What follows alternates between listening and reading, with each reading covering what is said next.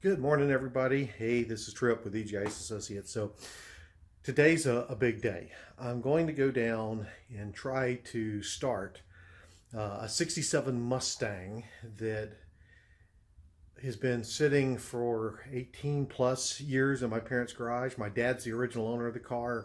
It's the car I had as a teenager. The car I was driving when I started dating my wife. And so I decided to try to see if I can get it running again.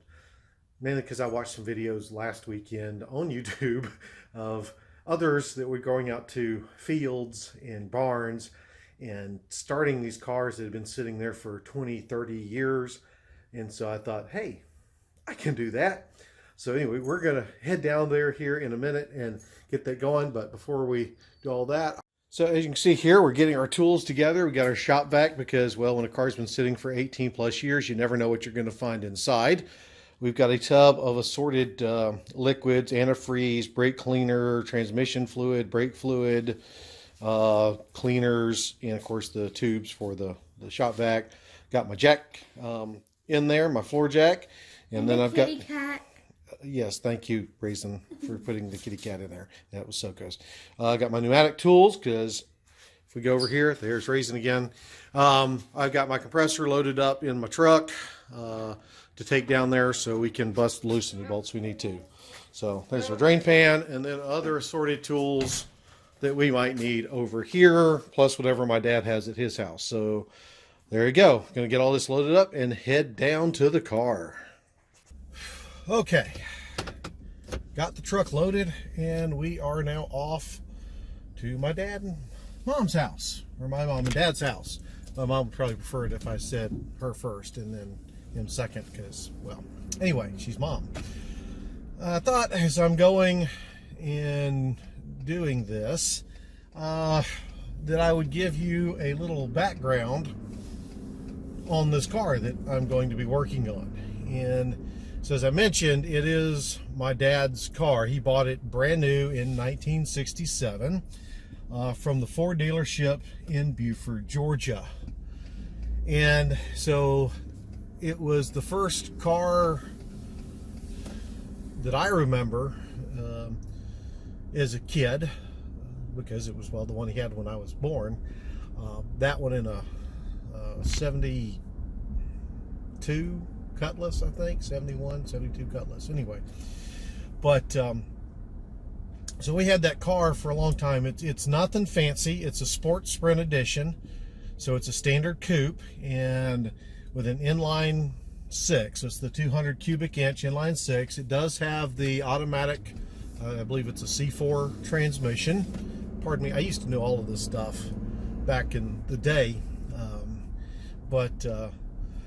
Anyway, so the Sport Sprint package that came with it really wasn't anything fancy. It came with the automatic transmission that I just mentioned. It has a chrome air cleaner cover. For those that may not know what an air cleaner cover is, back before the days of fuel injection, we used something called a carburetor to get gas into the engine. And sitting on top of that was the air filter and a special housing that was the air cleaner cover. So that's how we got air and fuel into the engine. Anyway, you'll see it later. But so it had that with a special sticker on it. You got a special shifter handle. It was a vinyl wrapped T handle because it has a floor shifter, not a column shift. And that was about it as far as the package went. But for 1967, and my dad, who was still going to school at Georgia Tech, and my mom, it was pretty nice. And they got the car because, well, my dad got in an accident with a Corvair they had, and it was totaled. So they had to get a new vehicle. And, you know, Mustangs being what they were at the time, very popular, very sporty looking cars. I still think the 60s Mustangs are some of the best looking vehicles ever made. They decided on this one. It was, you know, back then I think you could probably pick up this model for, and I'm just guessing at this, I'm sure we can Google it and find out, but around $2,000, $2,300, $2,500 bucks. in 1967 dollars. So, certainly much more affordable than what the Mustangs cost today. As y'all know, I own a 2016 Mustang, or my wife owns a 2016 Mustang. It cost a good bit more than that, even with inflation applied. Drinking some coffee. Anyway, so yeah, my parents had the car for a good number of years, 10 years or more, and our neighbor in the neighborhood, obviously, had a daughter that had turned 16 and gotten a driver's license, and they were looking for a car for her. And by then, my dad had gotten a company car and did not need a third car because I was not anywhere close to driving. So he sold it to our neighbor, and they drove it for a good long time. Ended up moving up to New York, taking the car with them. And then, eventually I became 16 and wanted a car. And at that time, my parents had a 1977 Delta 88. It was a big boat of a car. And, yeah, that's what I was forced to try to learn to drive in. When I took my driving test in. Not very cool for a teenager back then, to say the least. So, the son of the neighbor we had sold the car to came down to a friend's wedding and came over to visit with us and mentioned that they were looking to sell the Mustang. And so I was like, ooh, that's cool. Mustang, cool. Hey, Dad, what do you think? Think we can get the car back? That would be really nice, right? And he actually agreed, which sort of surprised me. So we flew up to New York during the World Series in which the Mets won the first time back in the 80s. It was in 87, 88. I don't remember because I don't care about baseball, but I digress. Anyway, so we got the car from there and drove it all the way from New York City down here back to Georgia.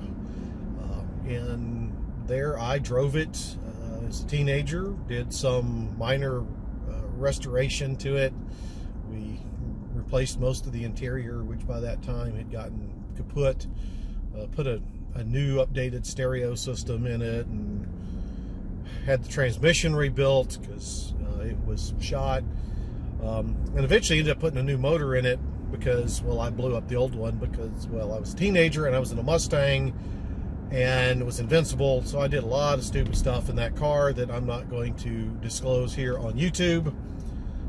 I'm sure the statute of limitations is passed, but why risk it? So anyway, I drove it even through when I went into the Navy. Drove it all the way up to Norfolk from Georgia in the middle of Hurricane Hugo, I think it was, the one that hit Charleston and tore it apart. I can't think of the name of it. Drove it up 95 during that hurricane. That was a fun adventure.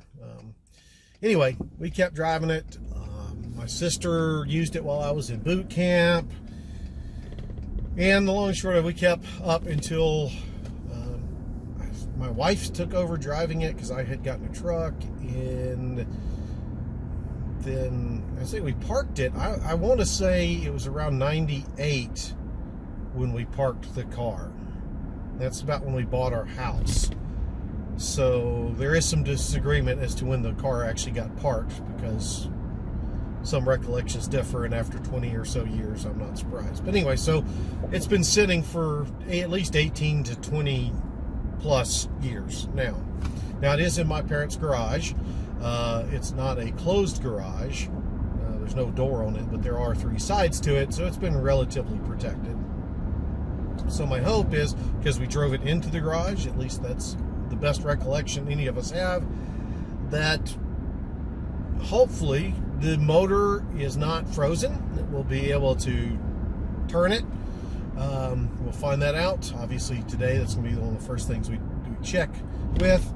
And then if the motor is not frozen, then we'll start working on seeing what we can do to get it to fire.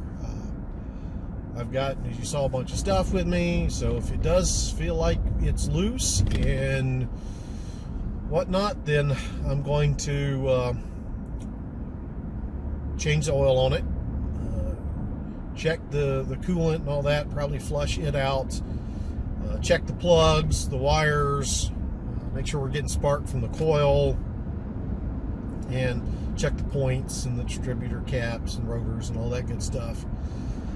And if all that, if we can get all that checked out, then hopefully we'll fire her up today. I'm sure we'll need a new battery, and hopefully the starter's still good on it. It was perfectly fine when we put it up.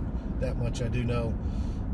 Like I said, the motor is not the original motor. It was a rebuilt because I completely blew out the original motor. Pistons went everywhere on there. I think the oil pump had gone out, and anyway. But so that's going to be, what we do today. We're going to hopefully get this thing running. I'm hopeful at this moment that it will at least be able to turn over, that it's not frozen. Keeping my fingers crossed on that. And yeah, we'll see how that goes. Now, I'm not sure, this is something else, I'm not sure if my dad will let me film down there. He's very picky about being on social media and whatnot. He values his privacy greatly. We all probably should do more of that in this day and age with identity theft and all that. But anyway, we'll see how it goes. We'll give it a shot. So with that, I'm going to continue the drive down. It's about a 40-minute drive from my house to my parents'. So I'm not going to sit here and bore you as I drive the rest of the day. So see y'all down at my parents'. Bye. Hey folks, so we've made it down to my parents' house. So we're going to get here and get started on the Mustang.